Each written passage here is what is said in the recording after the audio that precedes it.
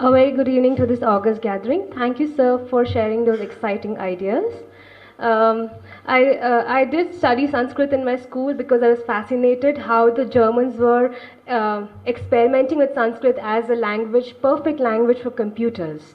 So that's how I got on to study Sanskrit, and I have a deep fascination.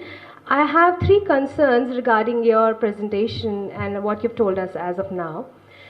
Firstly, the approximation of Indian culture to Sanskrit alone, I find it slightly problematic because, as in your previous discourse you've just discussed, that Indian culture was wider than the Sanskrit because there were people speaking Pali, Prakrit. Yes. So we have the Ashokan pillars written in those languages as well. Right. So this is where I made clear that the title is The Battle for Sanskrit, but it is actually Sanskriti.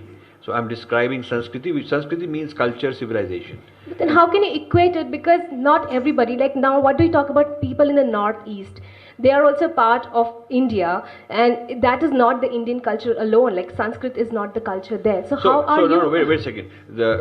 Are you saying their language is not Sanskrit, which is not an issue with me at all? Or are you saying that their culture is not Indian culture?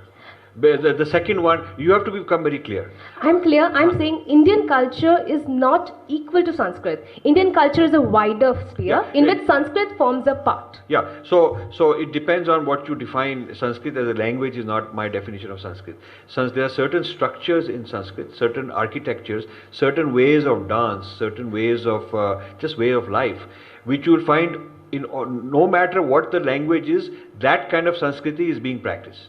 In Northeast, it is being practiced. You know, you look at some ancient sites, you will see Hindu goddesses, deities there.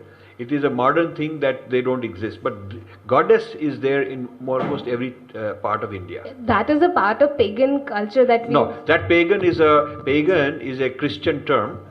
Pagan means village bumpkin. It's an abusive term. It is. It's like nigger.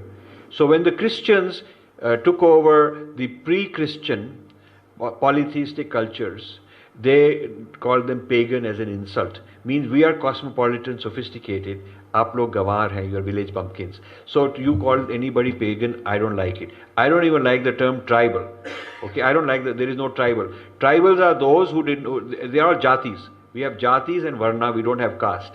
And those who could not be put under the British scheme, who were outside the British scheme, they could not tabulate them, control them. Outskirts of the British scheme became tribals. So they are the uncivilized. So that's also an insulting word. So your vocabulary has to change. So the categories you're using of a pagan and stuff like that, you need to rethink the very basis in which you are doing your argument. I am saying there is a deep Indian architecture of civilization which is very common to all parts of India and in fact parts of Southeast Asia, and even my opponents will agree with that. They will not disagree with it. They will just say it is abusive and oppressive, and I will say it is sacred. The character and benefit of it we disagree on, but the fact that there is a common architecture they don't disagree with.